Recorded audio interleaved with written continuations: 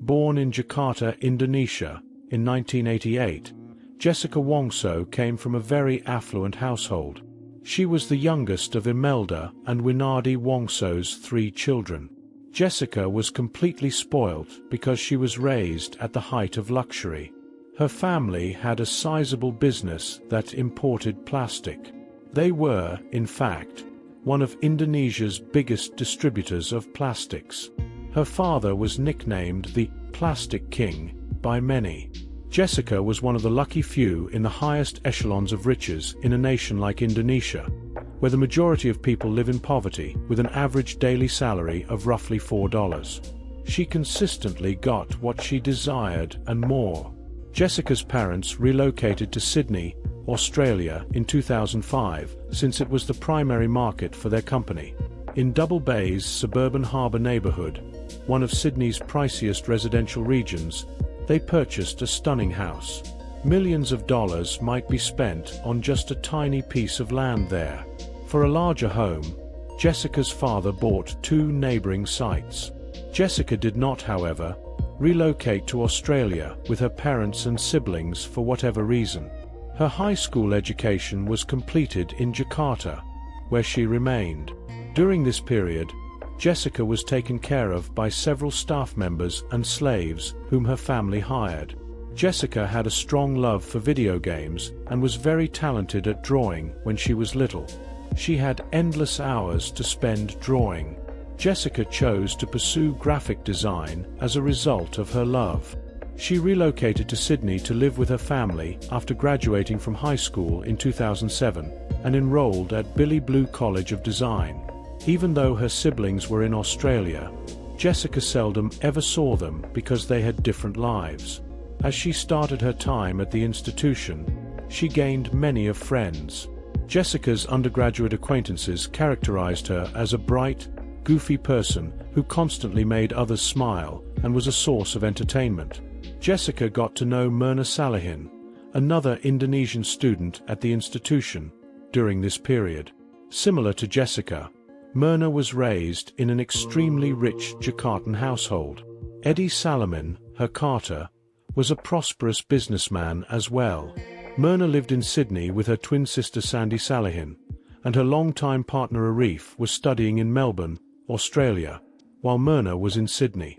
Because they both belonged to the upper class, loved design, and were independent, strong-willed women, Myrna and Jessica became fast friends very soon. Myrna and Jessica were not exactly same, but they did have some distinctions. Myrna was quiet and reserved, while Jessica wanted to be the life of the party and was often the talk of the get-together. Myrna favored minimalism and an easygoing lifestyle. In addition, Myrna's family was far cozier and closer-knit than Jessica's. For most people, the most memorable years were probably their university years. All too frequently, Myrna and Jessica went out with 2 other international students from rich homes in Jakarta named Honi and Vera. Graduation day had arrived, and time had flown by. Myrna and her partner moved back to Jakarta after graduation, while Jessica decided to stay in Australia with her family. Myrna had a vacation to Sydney in June 2015.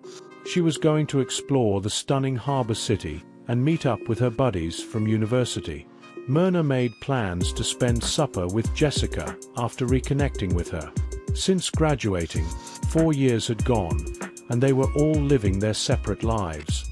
Myrna was living a happy and satisfied life with her fiancé, when they were just engaged and getting ready for their ideal wedding. Jessica's life wasn't as easy. She had a long-term partner named Patrick and worked in New South Wales, but their relationship was tumultuous. Jessica stated that Patrick was violent and abused illegal narcotics. Jessica appeared to be experiencing a lot of mental health problems as she grew more pessimistic and melancholy. Jessica had changed from the happy, vivacious person she had been previously. Myrna was concerned about her pal. Myrna gave Jessica clear, honest advice to end her relationship with Patrick. But based on Jessica's testimony, it was evident that Patrick was a bad man who negatively impacted Jessica. However, Myrna never could have predicted Jessica's response later. She fell quiet, not answering any of Myrna's questions. Myrna continued her sentence, at which point Jessica got up from the table and walked out of the restaurant, leaving Myrna by alone. Myrna paid a heavy price for that day's lesson. Never counsel someone to get hitched or get divorced. Myrna and Jessica's friendship, which had been deteriorating since graduation, appeared to be irreversibly damaged. Arif was informed by Myrna that Jessica would only be met in the presence of other friends. It unnerved her to see Jessica by herself. Arif advised her not to think about it too much. After all, they were in Jakarta and Jessica was in Sydney. They have fewer mutual friends now. 5 months after an unpleasant encounter with Jessica in Sydney, Myrna married Arif in a dreamy Bali setting in November 2015. Jessica was not invited to the lovely ceremony that the couple enjoyed. Myrna was a gorgeous, smart, and well-off woman who was loved by many. She had an amazing husband. Rose petals appeared to be all over her life. Meanwhile, Jessica's life was falling apart in a faraway place. She struck a nursing home with her automobile around 2 in the morning in August of 2015.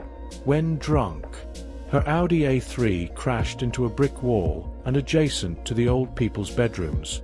Thankfully, nobody was hurt, and Jessica was admitted to the hospital to get medical attention.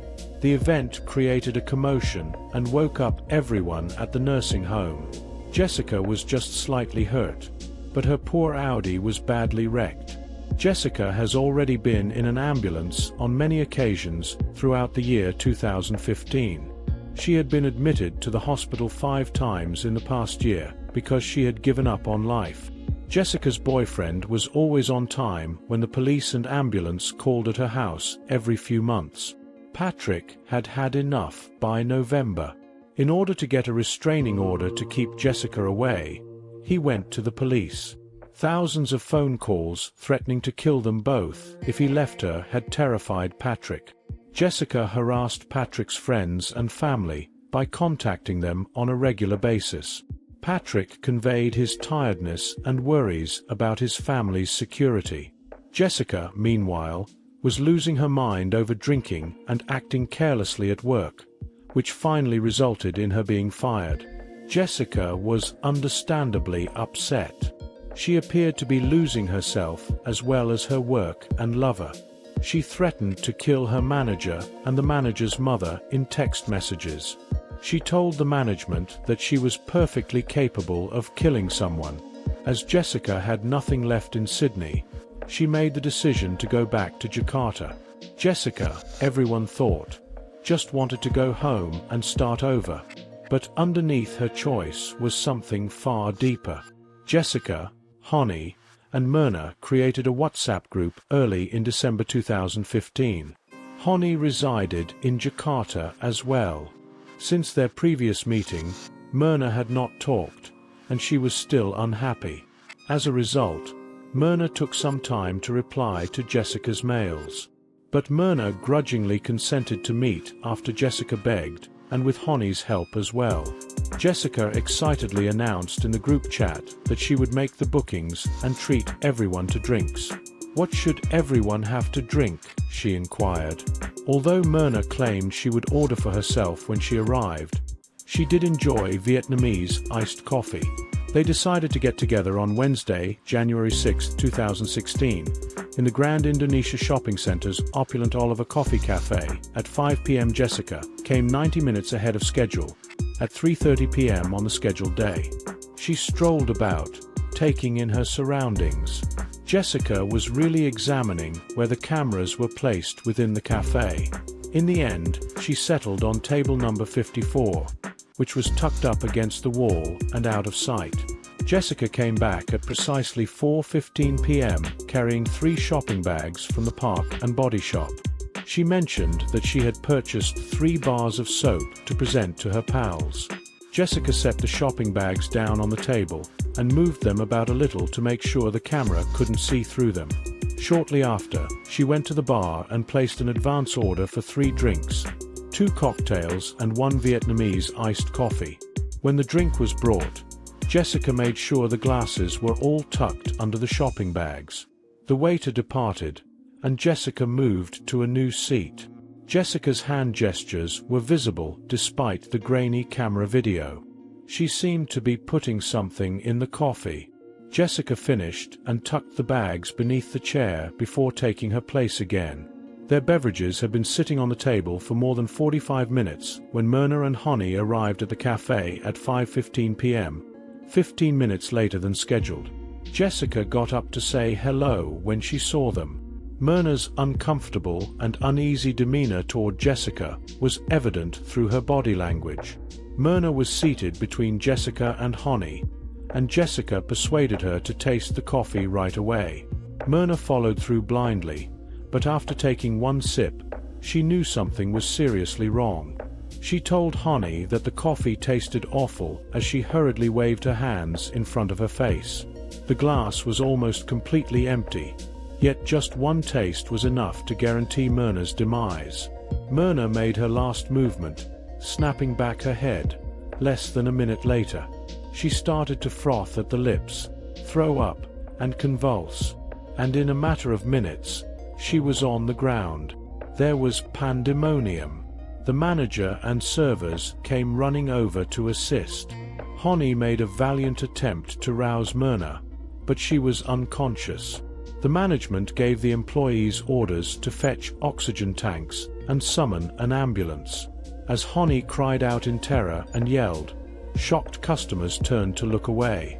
Jessica alone seemed remarkably composed and indifferent.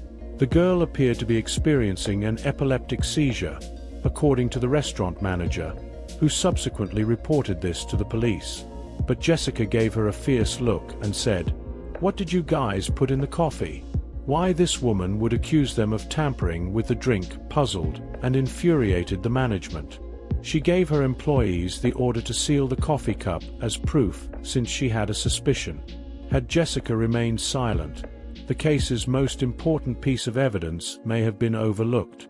Myrna was experiencing a seizure and frothing at the mouth, so Honey contacted Arif to let him know. It goes without saying that Arif was terrified. He came to the hospital quickly, but Myrna was dead by the time he got there. Even though the physicians had tried everything, it was already too late. Reality was harsh and broke Arif. 2 months ago, they had just been married. That afternoon, he had said his wife farewell with a kiss, their future full of hopes and ambitions. He had everything a few hours before, and now he had nothing. At 6:30 p.m., Myrna Salihin passed away. On January 6, 2016, a Wednesday, the friends and relatives of Myrna were shocked. They were unable to understand how a young, robust lady in her prime could pass away without warning. The same group had gathered around her coffin in sadness, just 2 months after they had attended her dream wedding and wished the couple a long and happy life together. Suspicion was aroused by the stunning young woman's unexpected death and the mystery surrounding her. Jessica's peculiar conduct was evident at the burial. She didn't seem to be crying at all and was annoyed. Jessica's peculiar behavior inspired a lot of conjecture. Why would she not let Myrna sip the coffee? Why had she placed the order 45 minutes before they arrived? Why select a table that is out of sight for the first security camera, but 3 shopping bags precisely block the view of the second camera? Unfortunately, everything happened too fast and without warning, so nobody looked for Jessica that day. Watchdog film revealed that Jessica remained distant in the background, surveying her surroundings and picking at her thigh, while everyone else was freaking out and attempting to assist Myrna. According to toxicologists, Jessica's hand itching may have resulted from coming into direct touch with cyanide. But when requested to turn over her pants for inspection, Jessica said that Myrna had puked on them, so she threw them away. But in truth, once Myrna was poisoned, Jessica never spoke to her. Without showing any emotion, she simply stood back and did nothing to help. Even still, It's difficult to accept that Jessica, a young, well-educated lady who is a friend, could be capable of such a horrible deed. Myrna's coffee was returned to the police for their investigation by the management. The test findings were made public 3 days later. The presence of a deadly level of cyanide in the coffee was verified by the police. Indonesia is mostly a Muslim country, and its religious views forbid autopsies. The police can only conduct one in criminal situations with the family's permission. Myrna's family was first hesitant to consent to the autopsy because they did not want her body to be handled. But the investigators did their best to persuade the family, promising that the treatment would be carried out with the highest care. In the end, Myrna's family granted permission for the police to collect certain samples, but they declined to have a thorough autopsy performed. 3 days after Myrna's death, on Saturday evening, January 9th, the autopsy was performed, and the results were finalized the next morning. The findings revealed that there was some cyanide present in Myrna's stomach and that it had bled. Nevertheless, the toxicological examinations did not detect any cyanide in any other areas of her body. The boss made the wise choice to have the employees seal the coffee cup, so the cops had strong proof. A cyanide-laced coffee cup served as the murder weapon. It was raised. How did Jessica get hold of cyanide?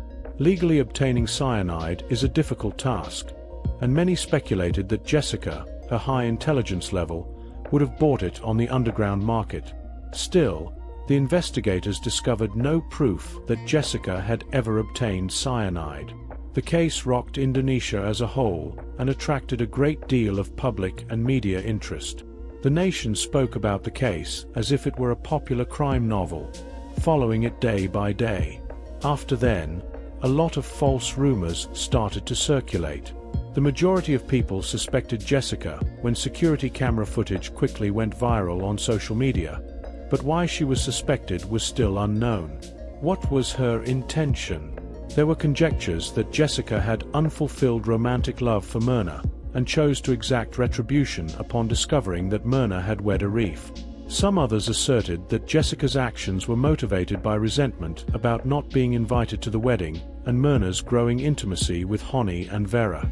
Myrna's husband, Arif, speculated that Jessica could be unhappy because Myrna had told her to discontinue her relationship with her lover. Myrna's sister Sandy, meantime, thought Jessica killed Myrna out of jealousy. Not only was Myrna wealthy, but she also had a loving husband, a nice family, and close friends in Jakarta, all of which she was jealous of. But these were all just conjectures. It is possible that Jessica alone knows the real reason for her acts. For access to Jessica's criminal history during her time in Australia, Indonesian police contacted their counterparts in Australia. The police agreed to turn over the data on the understanding that Jessica would not be executed if proven guilty due to Australian laws prohibiting the death sentence. Authorities in Indonesia concurred. Jessica had a very spotty record in Australia. 13 police records contained information on her for various offences, including driving while intoxicated, endangering the lives of others, and allowing her ex-boyfriend to file for a restraining order against her. 6 months after Myrna's passing, on June 15, 2016, the Central Jakarta Court hosted the trial of the century. Jessica had no feelings of regret or melancholy. She was, in actuality, the total opposite. Looking at the video alone may lead someone to believe this woman was on trial for murder, rather than that she had just won the lottery. Jessica looked amazing, beaming widely the entire time and happily waving to the media. Jessica obviously enjoyed being the focus of attention. Jessica always answered the judge with a grin and a composed manner during the trial. She exuded confidence that she would be found not guilty. More than 15 of Indonesia's top attorneys had been retained by her affluent family to represent their daughter. The defense side said that none of Myrna's lungs, urine, or liver contained cyanide. The minor quantity of cyanide found in her stomach was hypothesized to have been created by the body after death. Furthermore, They contended that a thorough autopsy was necessary to ascertain the cause of death, as the examiners had simply collected tissue and fluid samples for analysis rather than conducting a thorough autopsy. Jessica's attorneys speculated that an ailment that went undetected could have contributed to her death. But the police had never shown that Jessica was in possession of cyanide. When the jury returned its decision on October 5, 2016, the courtroom was crowded with witnesses, and the country held its breath. Jessica was ultimately found guilty and given a 20-year jail term. Jessica avoided the firing squad death punishment thanks to a deal with Australian authorities, which caused the courtroom to erupt in cheers and relief. It became clear to the common Indonesian citizen that even the ultra-wealthy might have unhappiness and hardships after seeing the lives of Jessica and Myrna. Vietnamese iced coffee, available in cafés everywhere, seems to have taken over as the most popular beverage in the city after the case. But it also brought with it a sordid history that nobody wanted to revisit. If you liked this video, leave your like and subscribe to the channel for new stories, daily videos. Thanks and see you next time.